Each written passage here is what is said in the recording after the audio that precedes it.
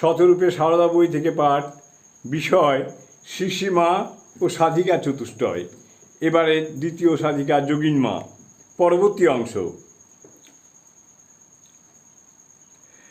ভবিষ্যতের অন্যতমা প্রধানা লীলাসঙ্গিনীর হৃদয়ে যে অপূর্ব মাতৃভাব উদ্বোধিত করেছিলেন শ্রীশ্রীমা, তার জ্বলন্ত নিদর্শন পায় দক্ষিণেশ্বর থেকে শ্রীশ্রীমায়ের জয়রামবাটি রওনা হয়ে যাবার পর মুহূর্তেই যোগিন মায়ের তীব্র ব্যাকুলতাপূর্ণ কান্নায়।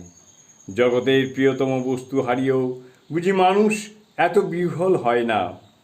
মায়েরই কৃপায় যোগিন মায়ের উপলব্ধিতে সেদিন উদ্ভাসিত হয়েছিল মায়ের স্বরূপ।